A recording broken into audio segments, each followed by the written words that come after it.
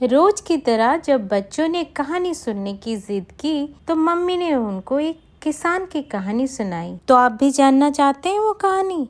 तो चलिए शुरू करते हैं। एक छोटे से गांव में रामू नाम का एक किसान रहता था। वो बहुत ही दयालु और मेहनती था। उसके पास एक बड़ा खेत था और कुछ पालतू जानवर थे। उसके पास 2 बैल थे, एक कुत्ता था और एक बिल्ली थी। रामू अपने जानवरों से बहुत प्यार करता था और उन्हें अपने परिवार की तरह रखता था। रामू के बच्चे भी उन पालतू जानवरों के साथ खेलते थे। ऐसे ही हंसी खुशी दिन कट रहे थे। कुछ दिनों बाद गांव में कई दिनों से बारिश नहीं हुई और सारे खेत सूखने लगे और किसान परेशान हो गए। रामू भी चिंतित था कि अगर बारिश नहीं हुई तो उसकी फसल भी बर्बाद हो जाएगी। इसी दौरान गांव में एक व्यापारी आया और उसने किसानों से कहा, तुम लोग अपने जानवरों को बेच दो और उनसे जो पैसे मिले उससे शहर से पानी खरीद लो। कई किसानों ने अपने बैल और अन्य जानवर जैसे कुत्ते, बिल्ली सब बेच दिए, लेकिन रामू ने ऐसा करने से मना कर दिया।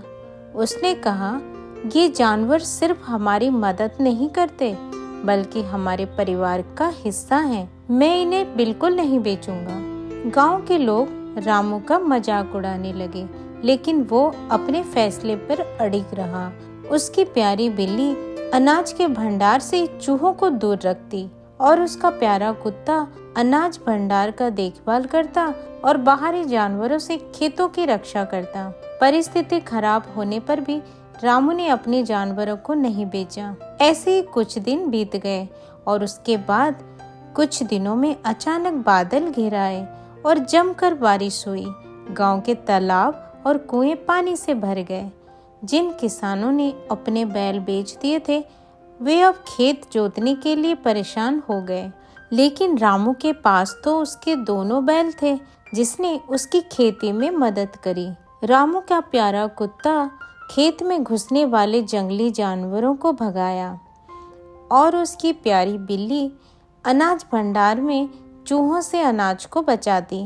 रामू और उसके पालतू जानवरों ने मिलकर बहुत मेहनत करी और कुछ ही महीनों में रामू की अच्छी फसल तैयार हो गई और वो गांव का सबसे समृद्ध किसान बन गया।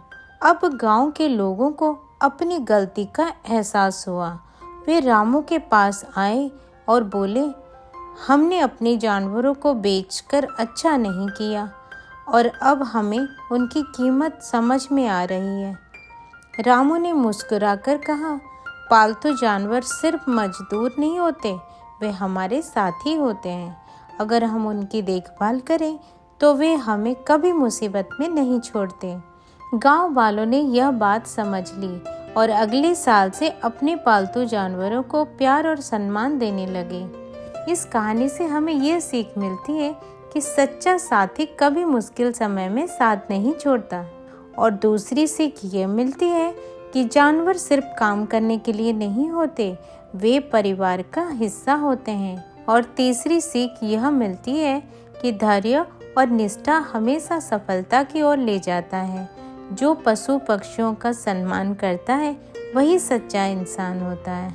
तो बच्चों, कैसी लगी आज की कहानी? अगर आज की कहानी आप लोगों को अच्छी लगी हो तो लाइक, शेयर, सब्सक्राइब जरूर करना। मिलते हैं एक और नई वीडियो में एक नई कहानी के साथ।